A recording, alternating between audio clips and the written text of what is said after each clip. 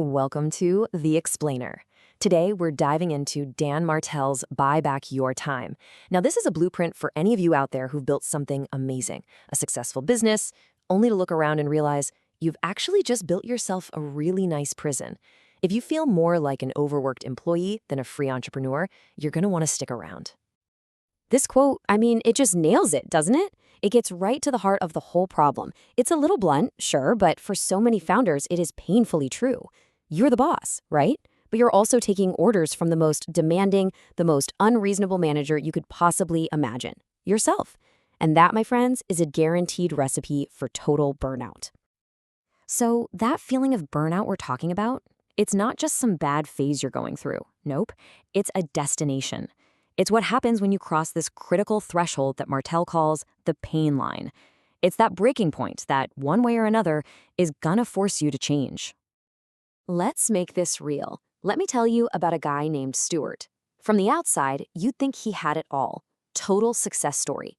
But behind the scenes, oh man, he was absolutely drowning. We're talking grueling 11-hour days where the very get-it-done attitude that built his company was now the very thing breaking him, leading to some serious anxiety and even panic attacks. Stuart had slammed right into the pain line. And look, this isn't just a bad day or a tough week. This is a critical breaking point where the pain of running your business gets so intense, you're faced with a choice. You either have to fundamentally change how you operate, or, and this is the crazy part, you'll subconsciously start to sabotage your own success just to make the pain stop. So this brings up a really important question, and I want you to be honest with yourself for a second here. Have you hit your own pain line? Does that quote from the beginning, does it hit a little too close to home? If the answer is yes, then this next part is especially for you. So you're at the pain line. How in the world do you escape? Well, the answer isn't some new productivity hack or just trying to work even harder. The real escape hatch starts with a pretty radical shift in how you think about hiring people in the first place. Okay, check this out, because this is the big counterintuitive shift. We're all taught the same thing, right? Hire to grow. You need more people to scale. But Martell just flips that whole idea on its head. The buyback principle says you should never hire to grow the business. Instead, you hire for one reason, and one reason only, to buy back your own time. Growth, that just becomes the natural, easy byproduct of you being free to focus on the stuff that actually matters. So what did this one little mindset shift do for Stuart? Well, this number. It says it all. By focusing only on trading his money for his time, he bought back over 30 hours every single week.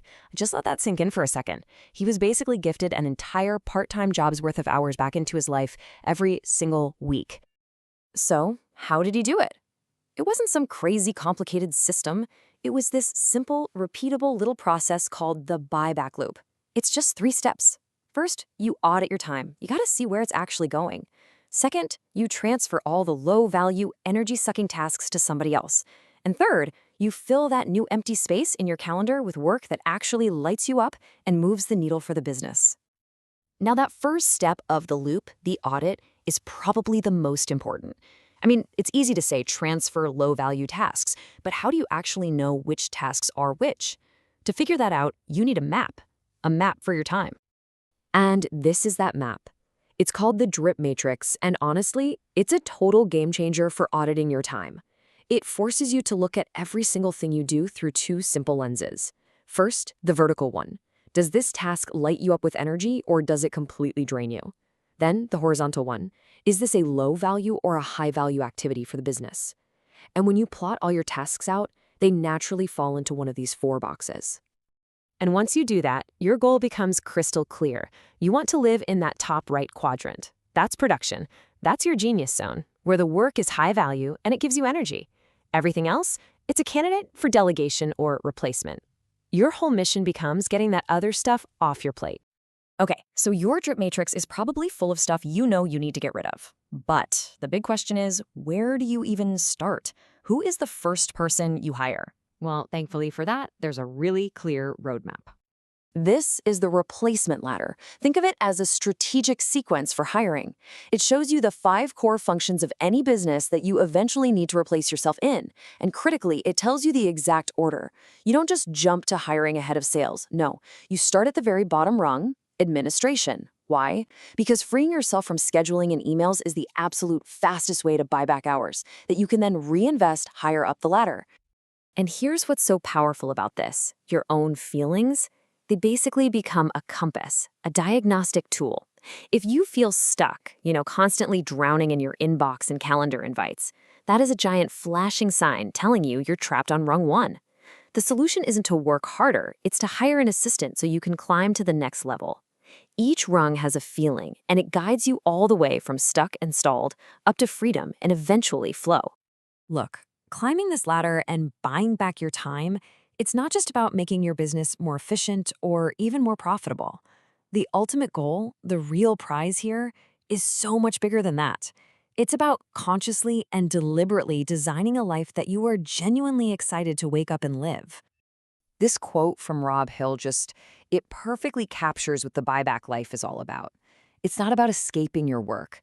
It's about creating a life where your work and your personal time are both so fulfilling that the whole idea of a vacation as an escape just becomes, well, obsolete. It's about integration, not separation. So what do you do with all this amazing time you've bought back? Well, you don't just pour it all back into the business. You invest it. You invest it across the things that actually matter, balanced across these 7 pillars of a truly fulfilling life. Because if you neglect any one of these, no matter how much money you're making, the whole structure can start to feel a little wobbly. So let's end with one simple, actionable question.